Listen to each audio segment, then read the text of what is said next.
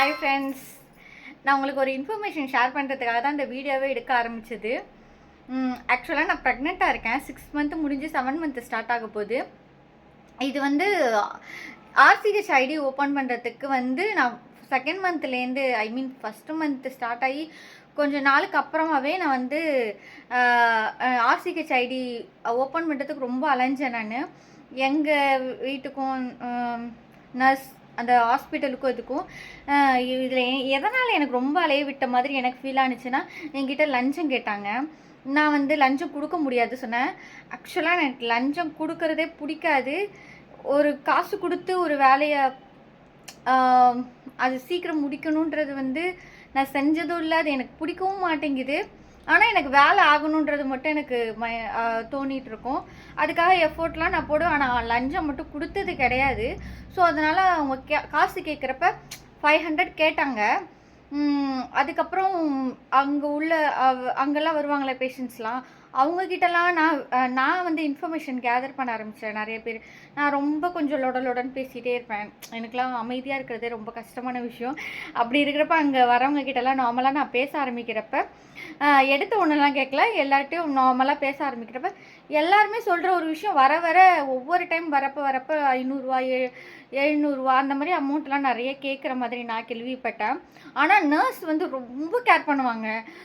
ஏதோ அவங்க கேர் பண்ணுறப்ப நம்ம அம்மா வந்து நம்மளை கேர் பண்ணுற மாதிரி அந்த மாதிரி ஃபீல் ஆகும். ஒரே ஒரு மிஸ்டேக் என்னென்னா, அவங்க லஞ்சம் கேட்பாங்க எல்லாருக்கிட்டையும். அந்த ஒரே ஒரு குறை மட்டும்தான். ஆனால் இதெல்லாம் நிறைய கேள்விப்படுறதுனால நம்ம ஸ்டார்டிங்லேயே வந்து அமௌண்ட் கொடுக்கக்கூடாது சொல்லிட்டு நான் ரொம்ப ரொம்ப ஸ்ட்ராங்காக இருந்தேன். அதுக்காக வந்து இதுக்கு வந்து நான் எப்படி கம்ப்ளைண்ட் பண்ணுறது? அவங்கக்கிட்டேயும் நான் முடியாது. அவங்கள ஹர்ட் பண்ணாமல் திட்டாமல் உங்ககிட்ட நார்மலாக வந்து என்னால் தர முடியாது, கொஞ்சம் கஷ்டம் அப்படி இப்படி சொல்லி கொஞ்சம் அவங்கக்கிட்ட எஸ்கேப் பண்ணேன். அதுக்கப்புறம் ஜிபேலாம் அனுப்பு அப்படி இப்படிலாம் கொஞ்சம் கம்பல் பண்ணாங்க. அதுக்கப்புறம் ஓப்பனாகவே நான் கொஞ்சம் மிரட்ட ஆரம்பித்தேன். என்னென்னா, நான் வந்து ஃபேஸ்புக்கு அக்கௌண்ட்லலாம் போட்டேன், இது மாதிரிலாம் அமௌண்ட்லாம் தரக்கூடாது சொல்கிறாங்க. நான் விவரம் தெரியாத பொண்ணுன்னு நினச்சிக்கிட்டு அவங்க என்ன சொன்னாங்கன்னா, அதுக்கான ப்ரூஃபையும் போடுறேன். விவரம் தெரியாத பொண்ணுன்னு நினச்சிக்கிட்டு அவங்க என்ன பண்ணாங்கன்னா, இது வந்து இன்னொருத்தவங்க மூலியமாக பண்ணுறது, ஆன்லைன் ப்ராசஸ்ஸு, அதனால் அமௌண்ட் ஆக தான் செய்யும் அப்படின்ற மாதிரி நிறைய சொல்ல ஆரம்பித்தாங்க. இதுக்கு முன்னாடி நான் ஆன்லைன் மருந்து இருந்தால் கணக்கு கொடுப்பாங்க, என்ன கொடுக்க மாட்டாங்க மருந்து.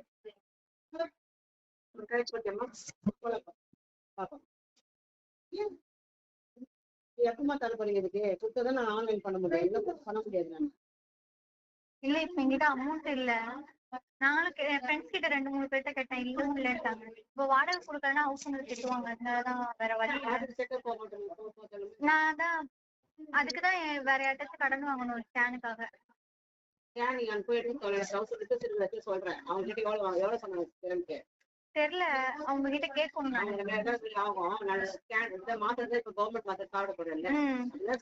நம்ம இப்ப அமௌண்ட் இல்ல. நவம்பர் 29 29க்கு அப்புறம் தான் எடுக்கணும். போன் பண்ணுங்க, வேற இடத்துல சொல்றேன். ஒரு 1000 தான் வாங்குறேன், அங்க எடுத்துக்கோ. இது அமௌண்ட் பண்ணும், ஜிபே பண்ணிடு. புரியுது சொல்றது? புரியுது. ஜிபே பண்ணணும். அப்படிமா ஆன்லைன்ல நீங்க பண்றீங்களா?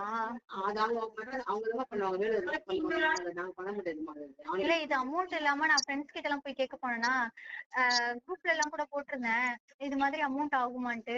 நாங்க ஒரு 50 பேர் அந்த மாதிரி எல்லாம் குழந்தை பிறந்துச்சுல, அவங்க கிட்ட கேக்குறப்ப அமௌண்ட் எல்லாம் தேவைப்படாது, நீ அவங்க கிட்ட போய் சொல்லுடி.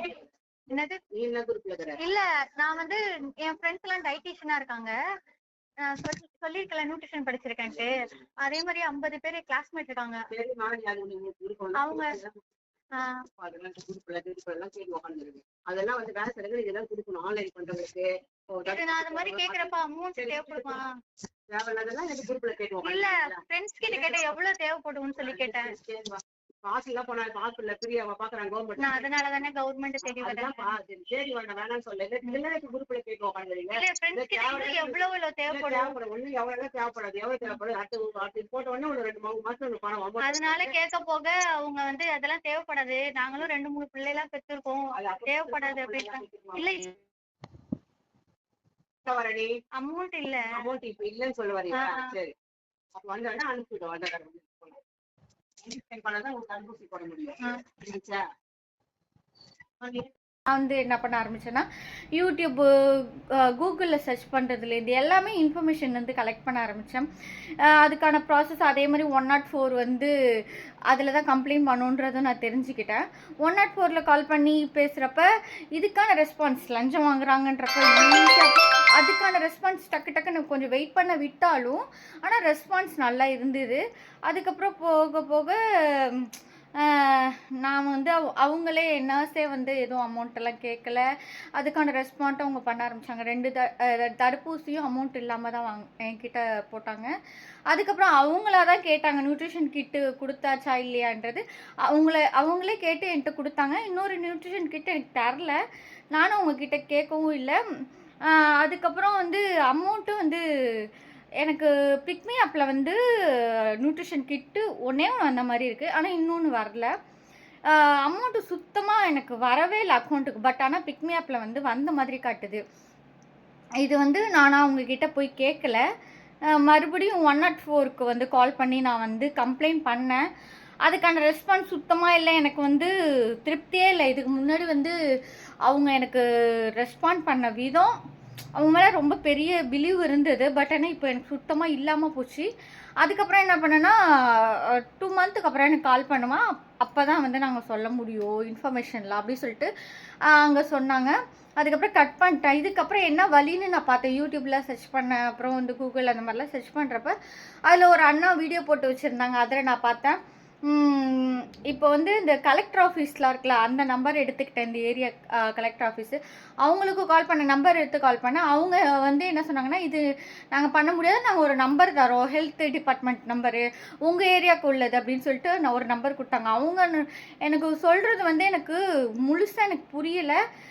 திருப்பி திருப்பி கேட்கவும் எனக்கு கொஞ்சம் அவங்களுக்கு கொஞ்சம் குடைச்சலாக இருக்குன்றதுனால நான் ஒரு டைம் கேட்டுட்டு நான் விட்டுட்டு ஒரு 2-3 டைம் கால் பண்ணேன். அதுக்கப்புறம் அவங்களே சொன்னாங்க இது மாதிரி 2 மாதம் ஆகும், இப்போ தான் ஃபண்ட்டை போட்டிருக்கோம், கொஞ்சம் 1 மாதம் 2 மாதம் ஆகும், கொஞ்சம் வெயிட் பண்ணுங்கள், நீங்கள் ப்ரெக்னென்ட் குழந்தை பிறக்கிறதுக்குள்ளே வந்து அமௌண்ட் வந்துடும் அப்படின்ற மாதிரி சொன்னாங்க.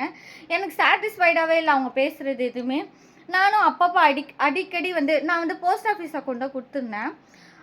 அது வந்து ஐபிபி ஆப்பை ஏற்றி வச்சுருக்கேன். அந்த ஆப்பை அப்பப்போ ஓப்பன் பண்ணி பார்க்குறேன். பட் ஆனால் வந்து அமௌண்ட்டே ஏறின மாதிரி தெரில.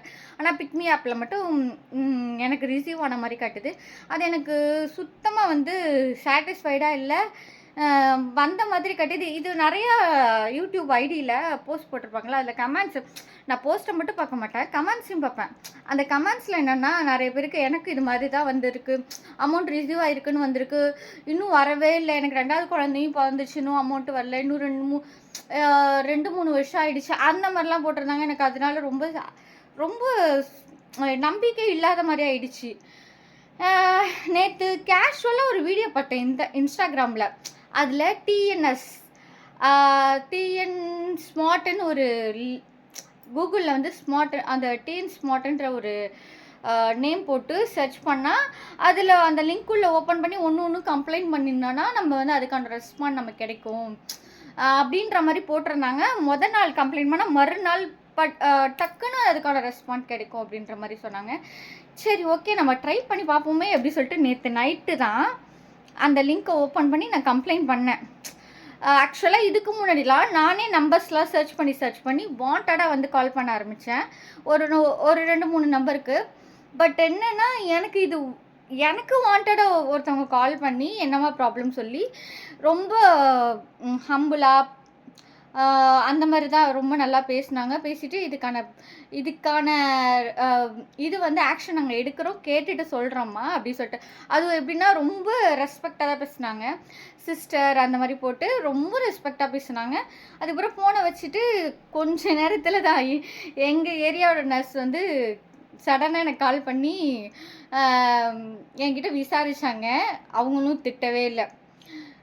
வியாழக்கிழமை வான்னு சொல்லியிருந்தாங்க. இதை நான் ஏன் வந்து இன்ஃபர்மேஷன் ஷேர் பண்ணணும்னு நினைக்கிறேன்னா 104 இதை தவிர வந்து மற்ற இதை சர்ச் பண்ணுவோம்ல நம்ம, அதுக்கான ரெஸ்பாண்ட் என்ன, நம்ம எப்படி கம்ப்ளைண்ட் பண்ணுறது எதுவுமே தெரியாது. பட் ஆனால் இந்த ஒரு லிங்க் வந்து ரொம்ப யூஸ்ஃபுல்லாக இருந்துச்சு. அதனால அதை நான் வந்து ஷேர் பண்ணணும்னு நினைக்கிறேன்.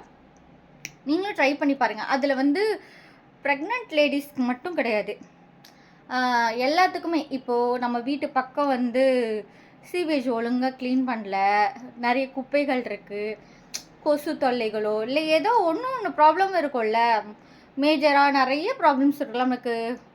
இன்கேஸ் யாராச்சும் காணாமல் போயிடுச்சுனாலோ பர்சன்ஸு எதுனாலுமே அதில் கம்ப்ளைண்ட் பண்ணோம், அந்த பெட்டிஷன் போட்டோன்னா ரெஸ்பான்ஸ் ஈஸியாக சடனாக அவங்க எடுக்கிறாங்க. அதுக்கான அலட்சியம் அவங்க எடுக்கிறது இல்லை. அது வந்து எனக்கு வந்து எக்ஸ்பீரியன்ஸில் என்னோடய எக்ஸ்பீரியன்ஸில் நான் அதை பார்த்தது. மற்றவங்க வீடியோ போடுறப்ப அது கொஞ்சம் நம்பிக்கை இல்லாத மாதிரி ஃபீல் ஆனிச்சு. ட்ரை பண்ணலாமேன்றதுக்கு பண்ணேன் நான். ஆனால் ரெஸ்பாண்ட் எனக்கு கிடச்சிச்சு.